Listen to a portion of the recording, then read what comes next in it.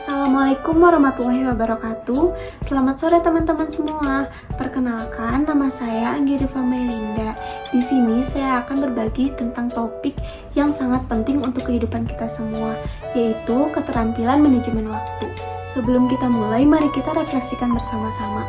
Bagaimana ketika teman-teman dihadapkan dengan banyaknya tugas dalam satu waktu yang bersamaan atau dengan waktu yang sangat amat terbatas? Apakah teman-teman merasa kewalahan? Atau bahkan teman-teman merasa kalau misalnya waktu itu tidak akan pernah cukup untuk melakukan kegiatan yang perlu kita kerjakan gitu.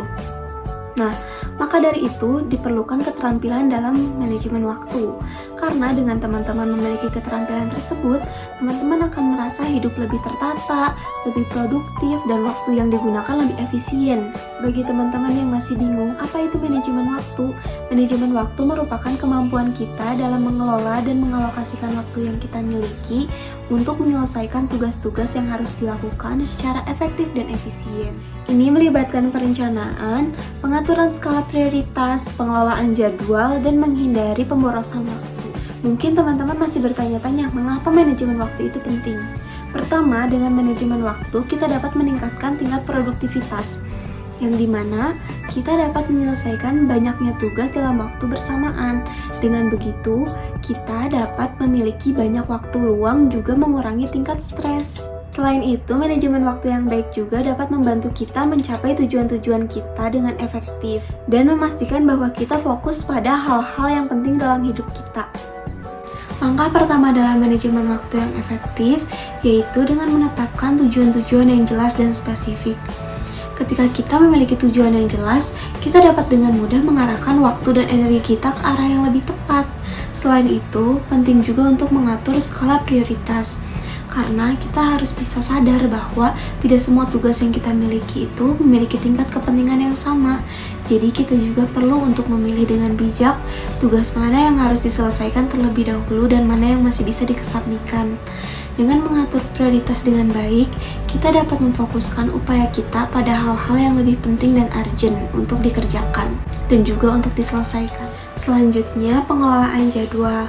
Nah, pengelolaan jadwal yang baik merupakan salah satu kunci dalam manajemen waktu yang efektif. Teman-teman bisa membuat jadwal yang terstruktur dan pastikan untuk memasukkan semua tugas dan kegiatan yang perlu untuk diselesaikan tanpa ada satupun yang tertinggal. Tapi ingat, jangan terlalu memaksakan diri dengan menumpuk tugas terlalu banyak dalam satu hari.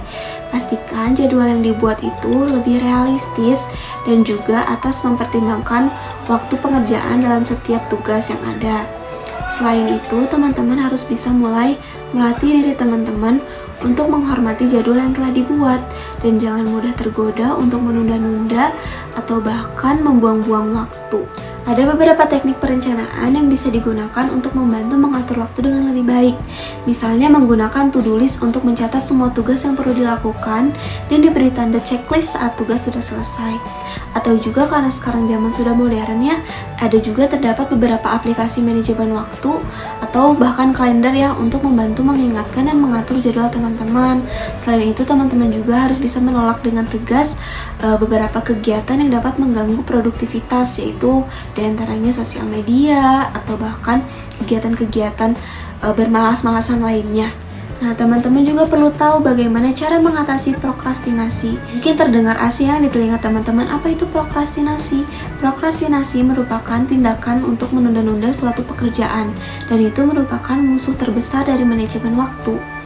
Ini seringkali membuat kita menunda-nunda pekerjaan yang seharusnya dilakukan.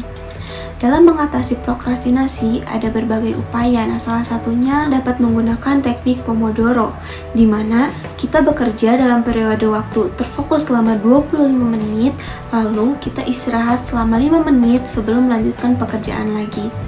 Selain itu, kita juga perlu memahami hambatan emosional yang mungkin muncul pada saat kita mengerjakan suatu pekerjaan. Dengan begitu, dengan kita mengetahui apa hambatannya dan solusinya, kita dapat kembali terfokus kepada pekerjaan yang perlu kita lakukan. Dalam mengerjakan tugas, diperlukan juga delegasi dan penghindaran overcommitment. Maksudnya, tidak semua tugas harus dilakukan sendirian.